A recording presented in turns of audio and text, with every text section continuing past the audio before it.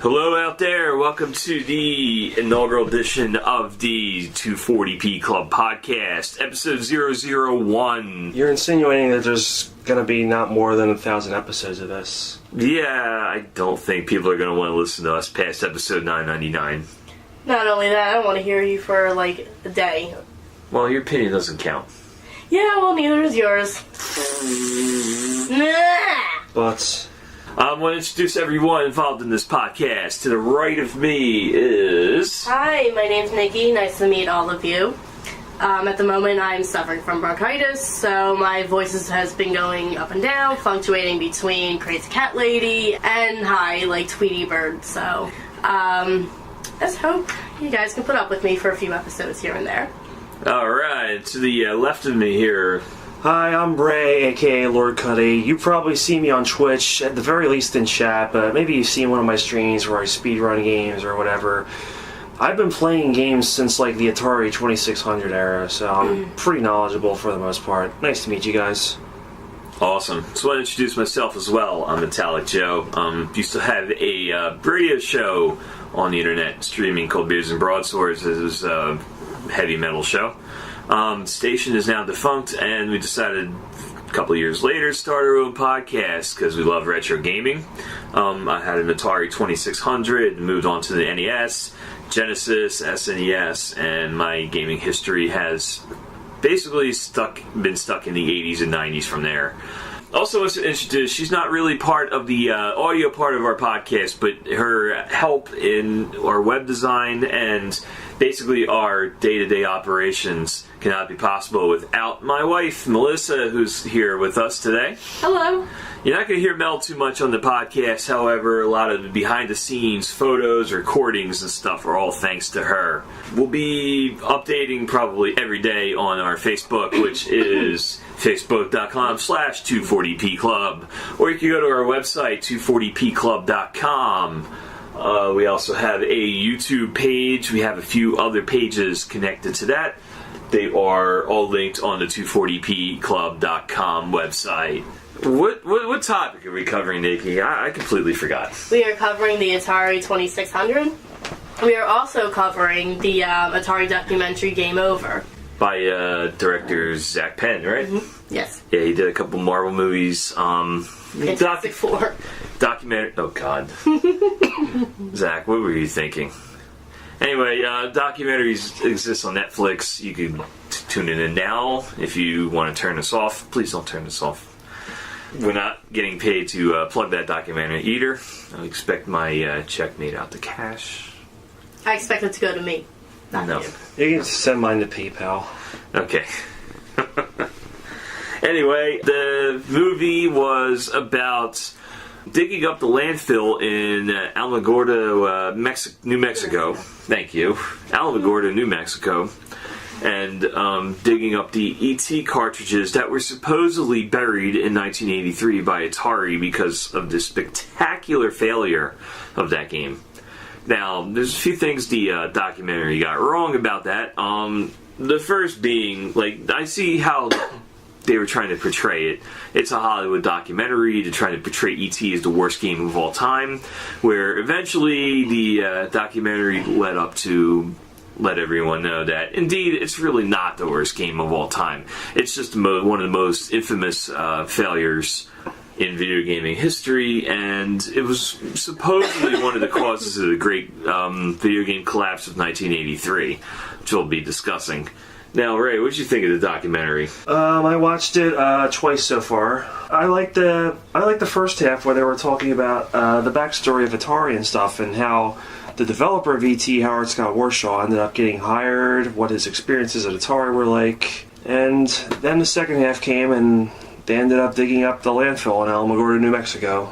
Yeah, it was fascinating. You know, it was funny. The one thing that struck me about that movie, though, there's a few things about the whole movie. Obviously, it's made for a audience that goes beyond video games. Like, you know, people who were watching this that owned an Atari when they were little kids and, you know, haven't really followed video games since then, or, you know, they're too young to remember Atari, so this is their blast to the past, so to speak.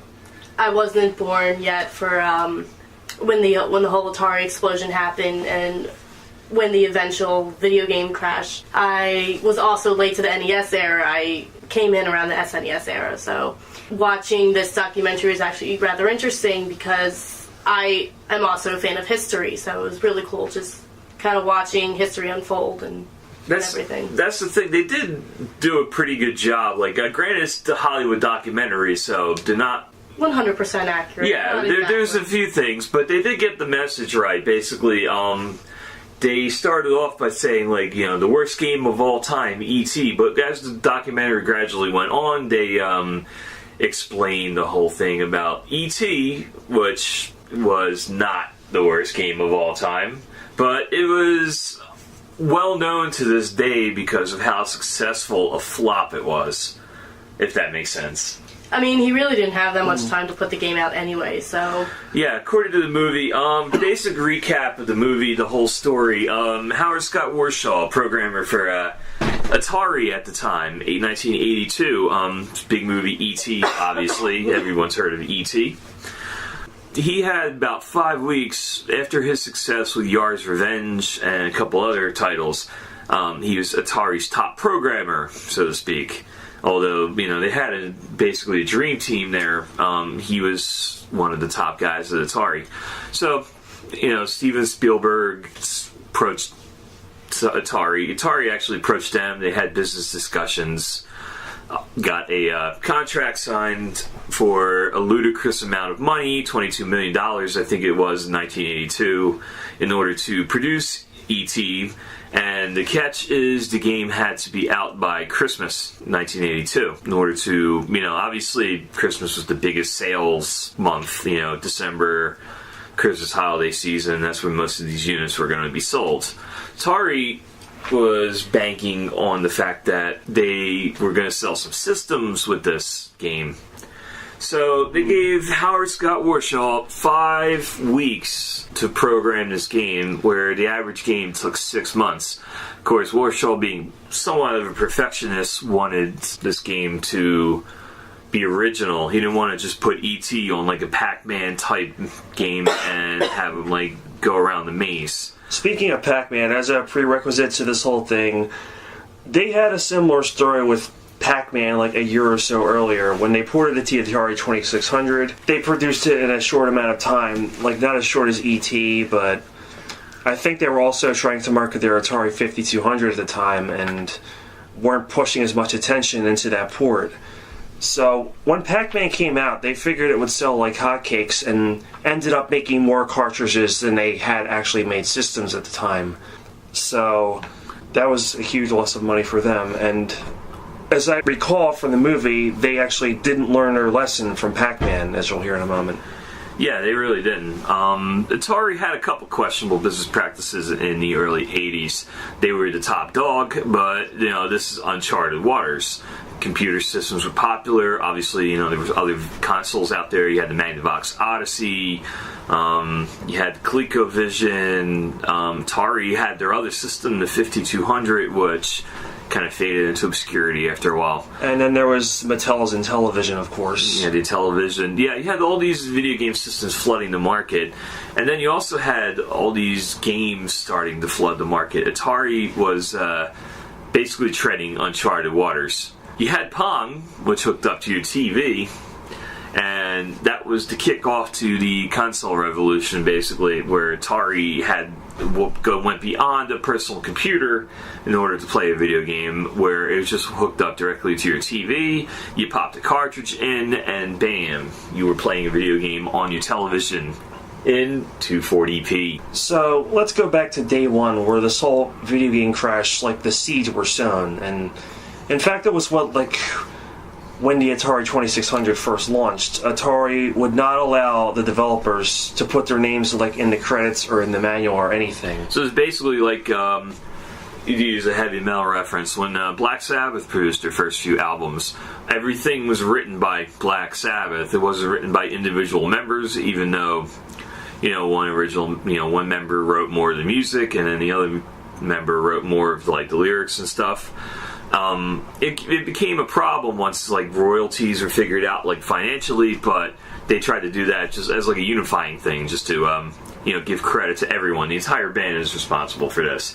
It was basically the same thing with Atari. Like one programmer wasn't responsible for this. It was the entire company. Even though software back in those days didn't really have big teams working on them, but one programmer mainly.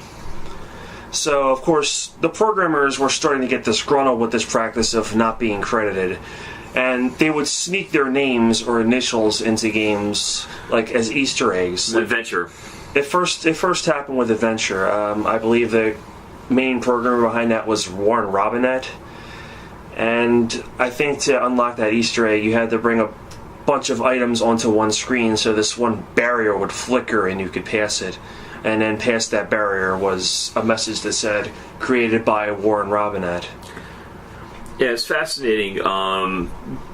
These were back in the day when video games were seen as a fad, like a toy. Like, you bought a Barbie doll or like a G.I. Joe, on the back of it, you didn't have credits for the G.I. Joe or the Barbie. It didn't say created by, marketed by. They were basically treating video games the same way. They were toys. They were just amusement. Like, you went to an arcade, like I said, you put in the money into like the Asteroid thing, 1979 Atari. It didn't say who programmed it or who was responsible for making the game the way it was. So, this practice continued until a bunch of programmers ended up leaving Atari and forming their own company, which was called Activision, which is still around today. And that was the first ever third-party company that released games for video game consoles. Atari ended up suing Activision at some point. Was this like 82, 80... Something like 81 or 82. And Activision ended up winning the lawsuit, and this basically opened up the floodgate for other companies because they figured out that they were like free to do whatever they wanted, and they could make games for the system. And as a result, we got a bunch of good games, like the games Magic made, like Atlantis, Cosmic Arc, Demon Attack, and then there was just a bunch of like crap that came out for the system. Like, I think Quaker Oats had an alias, and they were making their own video games, like Chase the Chuck Wagon, I think. I don't know if they were the ones that made that game, but that's pretty infamous. The thing we took from the video game Crash, though, the movie covers Atari basically dumping all of these games that were utter garbage into a landfill somewhere in New Mexico. It was a legend. The thing the movie kind of skipped over was the fact that most kids knew about this place in the 90s, before the internet was even really a thing. I did not. Yeah, I don't know. I read it in a couple of video game magazines that mentioned it. They did refer to it as a legend. Supposedly, it was buried inside of a landfill in Alamogordo, New Mexico, and never to be found again. But they dug it up in this movie in 2014, and Howard Scott Warshaw was there to watch them unearth most of their truckloads of basically buried games. The thing, though, with the legend was they supposedly buried all of these E.T. cartridges in this one place. In actuality, it was dumping ground for basically a lot of industries. And Atari just happened to be one of them, and that was the cheapest way to liquidate a warehouse. Which is what the movie got right. I mean, there's only 10% of them were actually E.T. cartridges. The movie, though, the one thing that bothered me, like we were discussing, the video game Crash of 1983, Atari was definitely responsible for it as the top dog in the field. However, they weren't the only reason the video game market crashed in 83, and the movie never mentions Atari goes under, but it does leave you the impression that 83 was the end for Atari. In reality, Atari lasted well into the 90s. Atari is still technically a owned company. It's owned by some French company right now. They're called Infogrames, I believe. Infogrames? Infogrames, yeah. Yeah, it's owned by Infogrames somewhere in France, and it has 13 employees right now. I don't think they're active in the software fields. I'm not sure exactly how their brands are handled right now, because you could walk into a Target today and buy a shirt with an Atari logo on it. You could get like Atari merchandise and stuff. Like, you know, I have a stuffed Pac-Man behind me. You gotta wonder where the royalties are going for stuff like that. However, you know, Atari was still actively making video game systems into the 90s. The Jaguar was the last attempt, really, but, you know, they didn't fall apart in 1983. They broke apart because they lost 80% of their workforce. They were not the force they were, but they were definitely active. That's the one thing the movie kind of missed there. 83 was not the be-all, end-all of video games. Computer systems were still around. Japanese market was still healthy. The video game collapse just affected America. It was all the United States, really, and a little bit of Europe. And it didn't affect, again, computers, consoles. Activision was still fairly active in the computer gaming market around like 1984, when no consoles were really marketed here in the U.S. In fact, Atari had their own like line of computers. The Atari 400 and 800, I believe. The 800, I think, was based on the hardware for the 5200, like their video game console, but this was a computer. Yeah, they were also marketed as video gaming computers, basically.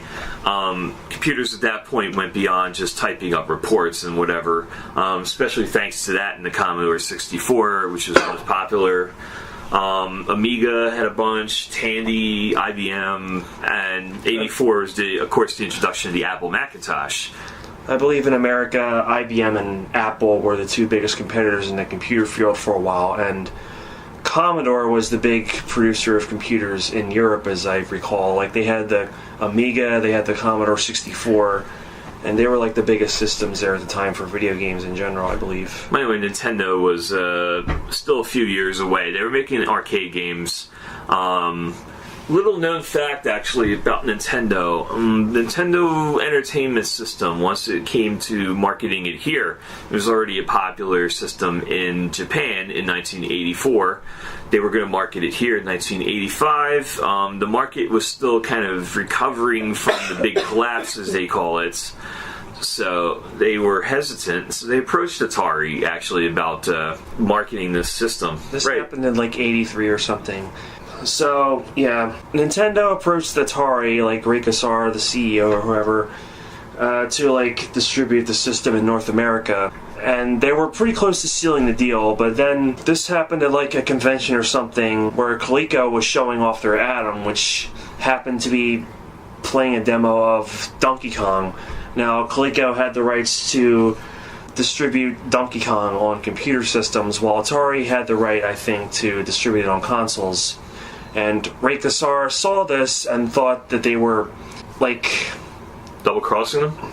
Double-crossing them. Like, they thought that Coleco was producing Donkey Kong for a console. Or, I'm not sure if it was the other way around, actually. But anyway, he ended up, like, closing the deal, like... Basically throwing a hissy fit. Mm-hmm. And the deal was off. Yeah, Nintendo decided that they were just going to take their chances and market it themselves. Now, can you imagine the video game industry in the 80s if Atari did decide to market the Nintendo Entertainment System? Where would Nintendo be? Would Nintendo even be a company today, or would we be talking about Sega and what could have been? Interesting, but postscript to that thing, Nintendo did the exact same thing to both Philips and Sony. Sony, yes. They had a deal with Sony to compete with Sega. We'll cover this down the line. Like, Nintendo's had a deal to compete with Sega.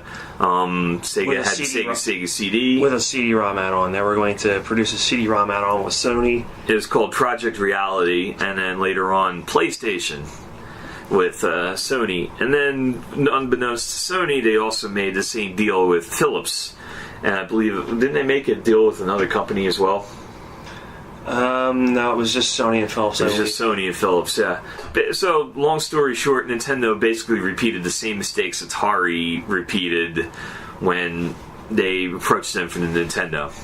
It also brought along those really awful Zelda's CDI. Yeah, that was part of the court settlement. Like, so they would have kept doing the thing with Philips, but ultimately decided to scrap the CD thing. And what resulted was Philips getting the right to refuse to produce a few like Nintendo licensed games for the CDI. Out of canon.